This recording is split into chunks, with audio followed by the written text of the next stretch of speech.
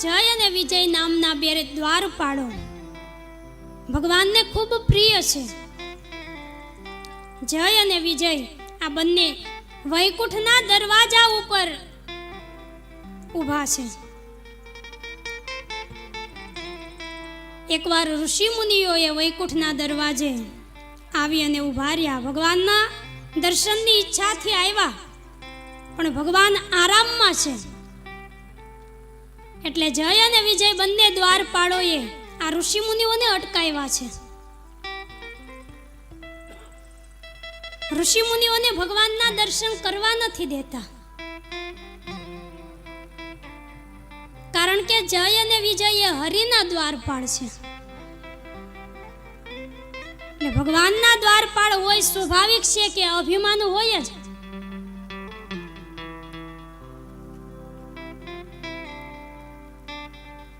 આપણે કોઈ મોટા શેઠના ચોકીદાર હોય, એનું બધું કામ સંભાળતા હોય, તો આપણને કેટલું અભિમાન હોય કે શેઠની સુધી કોઈને મળવું હોય, કોઈ નાનો માણસ મળવા આવે તો આપણે શેઠ સુધી એને પહોંચવાય નથી દેતા. તો જે ભગવાનના દ્વારપાળો છે એના મનમાં અહંકાર તો હોય જ ને.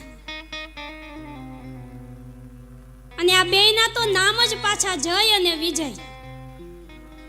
જય એટલે કે જેનો ચારે બાજુ જય જયકાર થાય, અને વિજય કે જેને ચારે બાજુ વિજય પ્રાપ્ત થાય.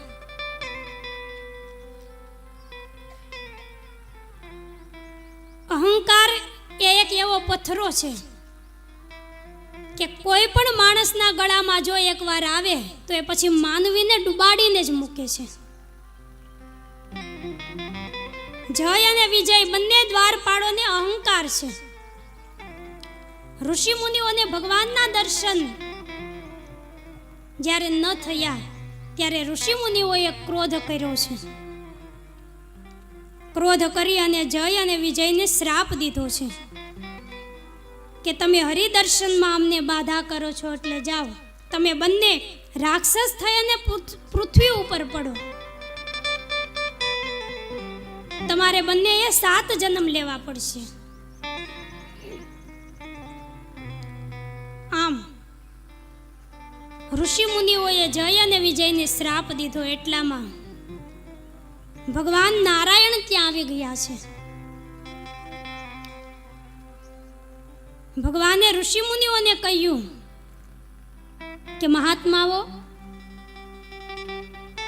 અમારા દ્વારપાળોએ તો ભૂલ કરી જ છે,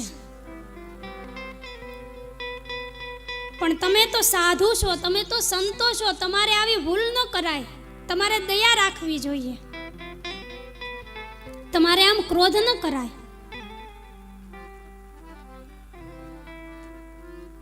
અહંકાર અને ક્રોધ આ બંને વસ્તુ એ બહુ ખતરનાક છે.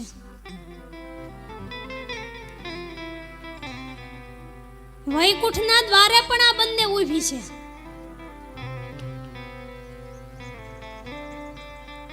અહંકાર અને ક્રોધ બંને ભેગા થયા અને એમાંથી જ રાવણનો જન્મ થયો છે. ભગવાન ઋષિ મુનિઓને કહેવા લાગ્યા કે તમારે દયા કરવી જોઈએ, તમારે આમ શ્રાપ ન દેવાય. ત્યારે ઋષિ મુનિઓએ કહ્યું કે શ્રાપ દીધો છે એટલે આ બંનેને રાક્ષસ તો થવું જ પડશે. પણ ભગવાને કીધું છે એટલે ઋષિ મુનિઓએ દયા કરી. એવો શ્રાપ દીધો તો કે 7 જન્મ તમારે લેવા પડશે.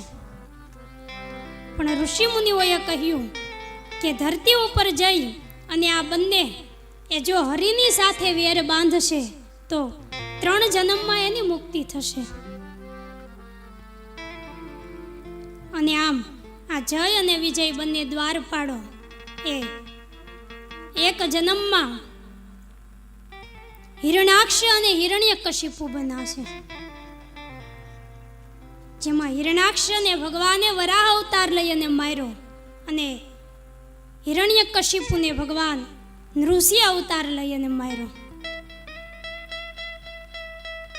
દ્વાપર યુગમાં આ બંને દ્વારપાળો એ શિશુપાલ અને અગ્રાવત રૂપે જન્મા છે. જ્યારે ભગવાન શ્રી કૃષ્ણએ એને માર્યા અને આજ જય અને વિજય ત્રેતા યુગમાં રાવણ અને કુંભકર્ણ થયા છે, જેને મારવા માટે ભગવાને રામા અવતાર ધારણ કરવો પડ્યો. આમ રામ અવતારનું પહેલું કારણ એ શ્રી હરિના બંને દ્વારપાળો જય અને વિજય છે.